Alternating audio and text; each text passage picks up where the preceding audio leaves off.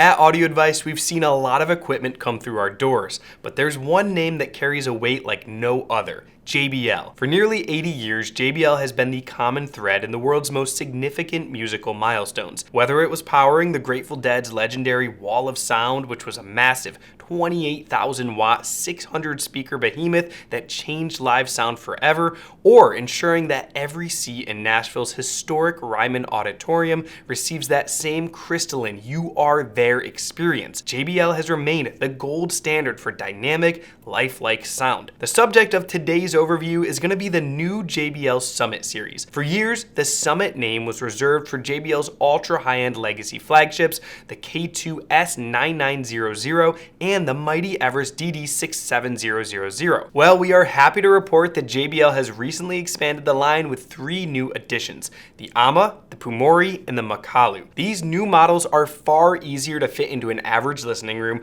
but have that same dedication to the live sound that we loved with the Everest and the K2. Now, to understand the design goals behind the Summit Series, you first have to understand the philosophy of JBL's special projects. Now, in 1974, when Grateful Dead debuted that Wall of Sound that I mentioned earlier, they weren't just looking for volume. They were looking for a way to deliver high-fidelity, distortion-free sound across a half-mile radius. Now, that same obsession with effortless dynamics and scale is what led the technical staff at the Ryman Auditorium to choose JBL line arrays to ensure that artists sound their very best from every single seat in the house. The Summit Series is essentially the residential version of that same massive professional power. JBL's engineers in Northridge, California were challenged to take that impact and shrink it down into a package that could fit into a high-end listening room. Now, this was especially challenging with the new Summit Series models. JBL has long been known for high-performance speakers with very high sensitivity ratings. Traditionally, to get that high sensitivity, they gave up some ultimate low-end extension.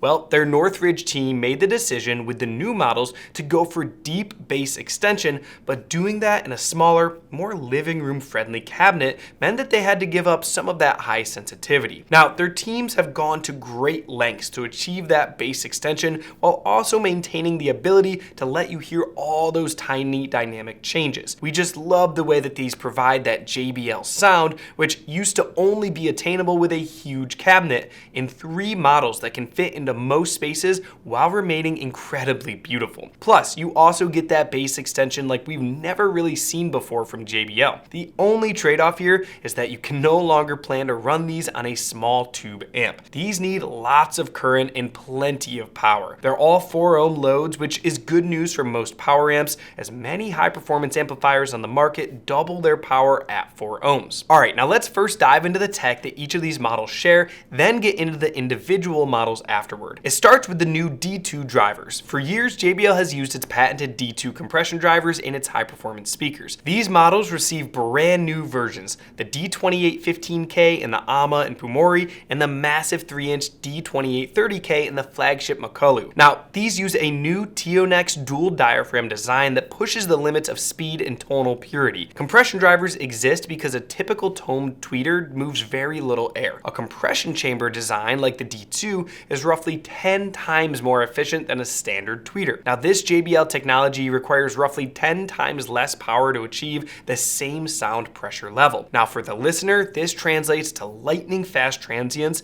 and zero shoutiness or distortion even when you're cranking it up to concert levels. Now, it also allows you to hear all the subtle harmonics of a violin or sharp crack of a snare drum with a precision that standard tweeters will really have a hard time keeping up with. Now, the D2 driver is paired with a uniquely shaped Sonoglass high-definition imaging horn. Now, Sonoglass is a proprietary high-density fiberglass-based thermoset composite. Unlike standard injection molded plastic, which is hollow or uniform in structure, Sonoglass is created by mixing glass fibers into a resin and molding it under extreme pressure. If you were to look at a cross-section under a microscope, you'd see a hair-like internal structure. These random glass fibers are woven throughout the material, creating an internal matrix that's incredibly good at dissipating energy. When you couple a horn with a compression driver, you ideally don't want the horn to add any sonic character of its own, which is very difficult to do with wood or plastic. The honky or nasal horn sound that some people complain about is really the sound of the horn itself vibrating, which is just not present with Sonoglass. Now, another advantage of a horn is the control it gives the designer over the directivity of high frequencies. The Sonoglass material is easy to mold into a precise shape that enables the horn to have better control over the directivity of those higher frequencies. Now, in most rooms, the sound you hear is a mix of direct sound from the speaker and the early reflections bouncing off your sidewalls and ceiling. Every speaker sprays sound everywhere. Those reflections arrive at your ears slightly out of time, which blurs the imaging. JBL's HDI horn is engineered to control exactly where the sound goes. This means you'll hear more of what's coming from the speaker than what's reflected off of your walls. Now, the end result here is pinpoint imaging and a sound that's just super sweet and nuanced, exactly the opposite of what many people expect from a basic horn design in a speaker. Now, moving down the frequency range for the low and the mid frequencies, JBL's engineers developed an entirely new cone material called hybrid carbon cellulose composite, or HC4. It's a 3-layer sandwich. Front and rear layers of a custom carbon fiber and pure pulp blend with a core of closed cell foam. In speaker design, you want a cone that's both incredibly stiff but also incredibly light. Now, this sandwich construction provides the perfect balance here. The carbon pulp surface gives us that stiffness, while the foam core keeps the mass really low. This means that the woofer can deliver extremely high output while keeping the distortion super low. Now, inside these new HC4 drivers, JBL has deployed a new dual voice coil configuration as well. By using 2 voice coils in a single magnetic gap, they've effectively doubled the surface area available for heat dissipation. While the improved heat dissipation is great, JBL's design actually provides far more linearity. Now, in a typical speaker, the voice coil can behave differently as it moves forward versus backward, especially at high volumes when it's really moving. Now, this asymmetry creates even order harmonic distortion. JBL's differential drive uses opposed dual voice coils in 2 separate magnetic gaps, and because the coils are wound in opposite directions and sit in opposite magnetic fields, they act like a push-pull system. This essentially cancels out non-linearities, resulting in a woofer that tracks the incoming signal perfectly. You get bass that you can feel that's also cleaner and way more detailed, even when you're pushing the system really hard. Now, the engineering inside the Summit Series cabinet is as impressive as the drivers themselves too. Each enclosure is constructed with offset internal bracing and a curved wall that's internally damped. Unlike a typical box speaker, the soft curved walls are designed to eliminate internal standing waves and push resonances far outside of the audible frequency range. The baffle is also finished with a unique carbon fiber trim that reinforces the high pressure area around that D2 driver, while the rest of the cabinet is available in either a high gloss piano black with Summit platinum accents or a rich high gloss ebony wood veneer with Summit gold detailing. We especially love the look of that ebony wood finish. It just looks incredible in person. Now, another great addition are the new feet. JBL worked with one of our favorite companies, IsoAcoustics, to design the feet for the cabinets, and in the case of the Ama, the stands. We put IsoAcoustics feet on previous JBL and other speaker brands and noticed a significant improvement. It's fantastic to have them now included as standard with these speakers. And one of the biggest upgrades in the Summit series is the multi-cap crossover network. While many speakers use 1 or 2 large capacitors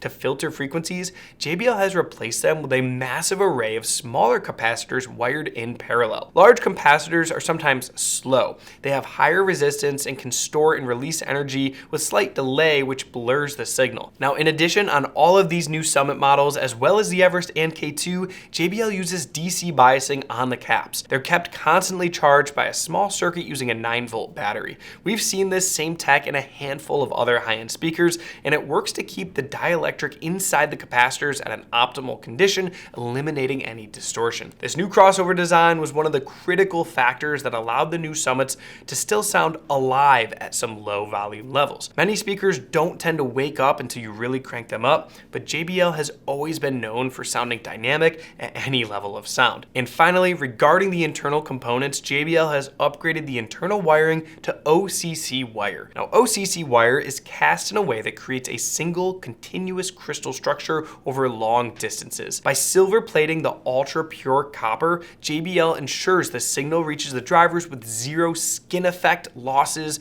or graininess. This isn't hocus pocus stuff. It's a real world improvement confirmed by their engineers. We love this attention to detail in both the wiring and crossovers, as it impacts the final sound in ways that you can hear even if you never see the components. Even the dual binding posts are wrapped in carbon fiber and rhodium plated, ensuring every link to your signal chain is at the highest possible quality. Now let's take a look at the 3 individual models, starting with the Summit Ama. The Ama is named after Ama Dablam, a peak in the Himalayas often called the Mother's Necklace, and a 2-way reference stand mount loudspeaker. It pairs an 8-inch HC4 woofer with a 1.5-inch D2815K compression driver and includes a matching dual-leg, mass-loaded damped floor stand. While they appear small, the Ama itself is 55 pounds, and with the stands, you're over 100 pounds total. The -6 dB down point is 34 Hz, which is extremely good for something this small, and they're only -10 dB down at 25 Hz. A couple of people on our team had fun with these at home and both declared that they were by far the best stand mount speakers that they've actually ever heard. The sound is highly detailed with a sense of power that you don't usually get from something this small. However, don't plan on running these with a small tube amp. With a sensitivity of 84 dB, they need quite a bit of power to really show off. Now, as we talked about earlier, the sensitivity was the trade-off for achieving incredible deep bass. Next up is the Summit Pumori. The Pumori is named after the daughter of Everest. It's a 3-way floor standing model that adds a dedicated 8-inch mid-bass driver to a 10-inch HC woofer. Now, it shares the same D2815K compression driver found in the Ama. These aren't super large at 42 inches tall, 15.5 inches wide, and 17.5 inches deep,